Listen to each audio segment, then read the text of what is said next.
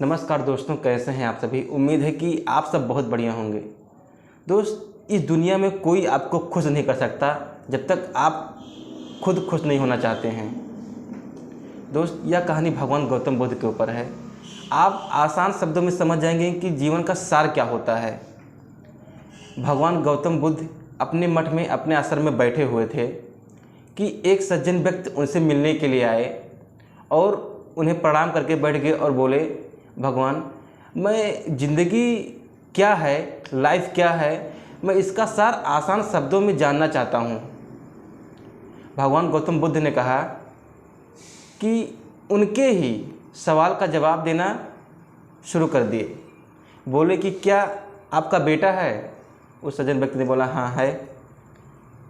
गौतम बुद्ध ने कहा, क्या आपके भाई का बेटा है? उस सज्जन व्यक्ति ने कहा, हाँ है।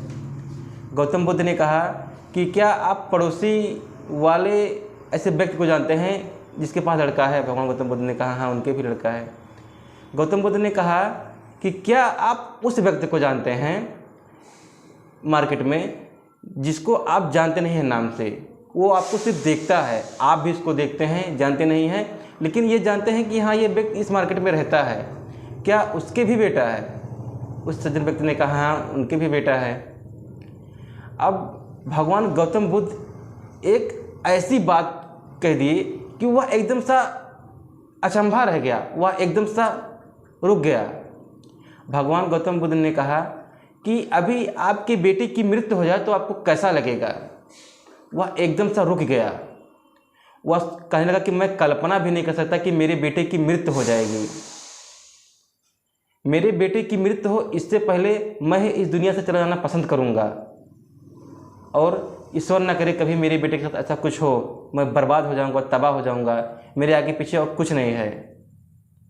भगवान गौतम बुद्ध ने कहा, चलो ठीक है, अगर तुम्हारे भाई के बेटे की मौत हो जाए तो?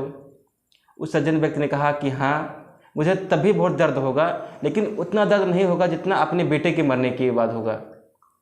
भगवान गौतम बुद्ध ने कहा, चलो ठीक है, उस पड़ोसी के बेटे की मौत हो जाए तो? उस व्यक्ति ने कहा, हाँ, दुख होगा, लेकिन जितना मेरे भाई का बेटा मरेगा उससे कम दुख होगा।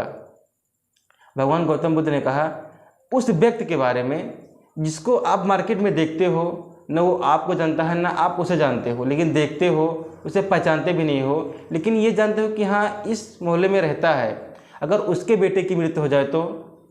उस सज्जन व्यक्ति ने कहा कि दुख तो बहुत होगा, लेकिन उतना नहीं होगा जितना अपने पड़ोसी के बेटे की मृत्यु होने के बाद होगा। भगवान गौतम बुद्ध ने कहा, यही तो जीवन का सार है। क्या आपका बेटा कभी समुद्र के किनारे उस रेत से महल बनाता है? उस सज्जन व्यक्ति ने कहा, हाँ, बनाता है। भगवान गौतम बुद्ध ने कहा कि तब तो कभी कभी वो जब महल बनाता होगा तो लहरें आती होंगी तो उसकी महल नष्ट कर देती होंगी, तो क्या आपका बच्चा रोता है? उस सज्जन व्यक्ति ने कहा, हाँ, रोता है। गौतम बुद्ध ने कहा कि आप क्यों नहीं रोते हो? उस व्यक्ति ने कहा, मैं क्यों रोऊं, जब मैं जानता हूँ कि ये सारी चीज़ें टेम्पररी है, क्षणिक हैं, पल दो पल की चीज़ें हैं, तो मैं क्यों रोऊं? गौतम बुद्ध ने कहा, यही तो ज़िंदगी का सार है। वो बच्चा जो रेत का महल समुद्र के किनारे बनाता है और लहरें आती हैं तो उसको उड़ा ले जाती हैं, उसको बिखेर देती हैं, वो बच्चा जब रोता है वो चुप नहीं होता है। ठीक उसी प्रकार तुम्हारे और उस बच्चे में सिर्फ फ़र्क इतना ही है कि वह वो चीज़ जानता नहीं है कि ये सारी चीज़ें टेम्पररी हैं, क्षणिक हैं, वास्तविक नहीं हैं। और अगर वो बच्चा जानता ये चीज़ें तो कहीं ना कहीं वो जीवन का दुख और सुख का अनुभव कर लेता। दोस्त, इसी प्रकार सेम हमारे जीवन में है। जो भी इंसान अपने दुख और सुख को एक समान मान लेगा ना दोस्त, वह सुखी है।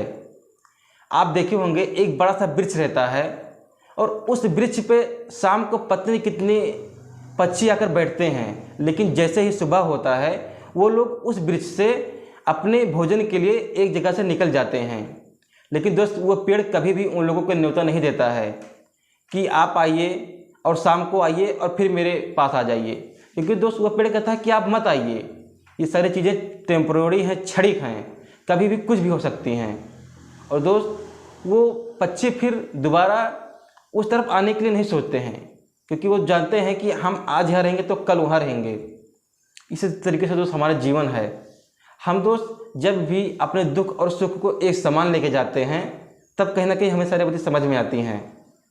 और दोस्त, ठीक इसी प्रकार इस कहानी का अंत हुआ। अपनी मेहनत, अपनों के प्यार के साथ और ऊपर वाले के आशीर्वाद के साथ कर दिखाओ कुछ ऐसा कि दुनिया करना चाहे आपके जैसा।